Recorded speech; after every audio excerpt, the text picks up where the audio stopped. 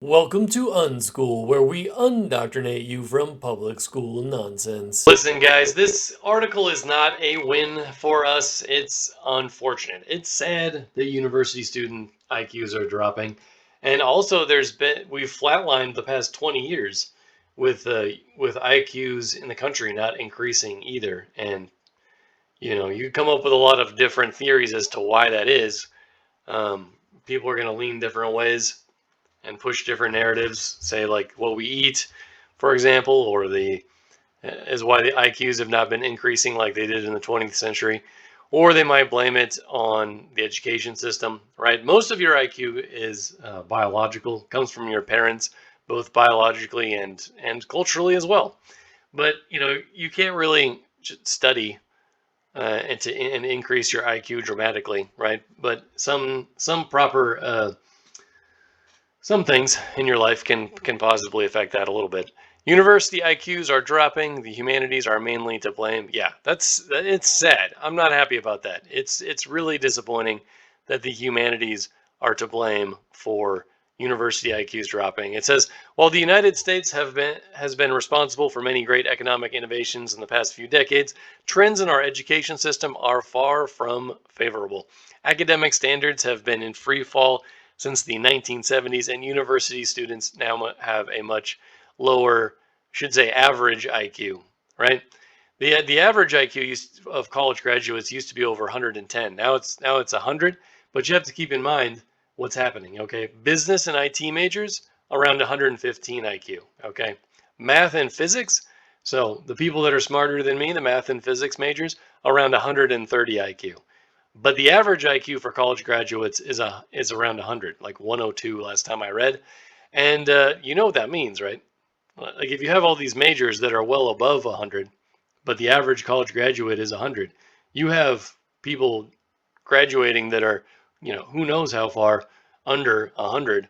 Then they still try to keep them around and get them to finish so they can get that government paycheck. And then a lot of those students, I think, that are below average, uh, they're overeducated and unable to work properly. Some of them. I mean, if you get down into the 80s, they're going to have a really hard time functioning in the real world. In the 90s, it's okay. There's plenty of jobs out there that you can get. If it goes lower than that, though, you're going to have issues surviving in the real world. You might have to live off other people for life. And so that's kind of disappointing. But anyways, this new trend could have devastating impact on the U.S.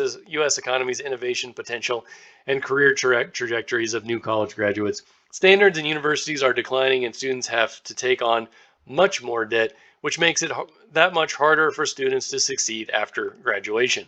There are many culprits to blame for this transition, and the solution likely involves overhauling many entities, such as the Department of Education, which has failed the American population. Students will likely continue to suffer until there are significant changes that take place in U.S. higher education. The decline in U.S. education standards. U.S.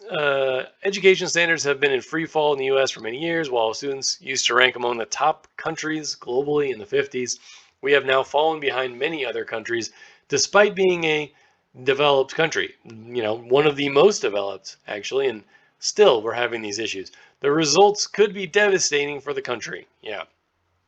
And these IQs, it just isn't looking good, right? This here says undergraduate IQs have steadily fallen from roughly 119 to a mean of 102 to, oh, that's what I just read. Just slightly above the population average of 100. In short, undergraduates are now no more intelligent on average than members of the general population. So, you can make a counter argument to that says, well, they're not more intelligent, but they have, more knowledge, maybe. But I think we all know that that's not the case. That's not what's happening.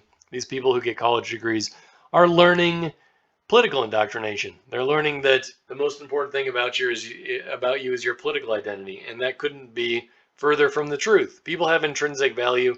What you decide to do with it is up to you, though, for the most part. So I'm going to end this video here. If you want to read more, check out dschooled with a K.substack.com.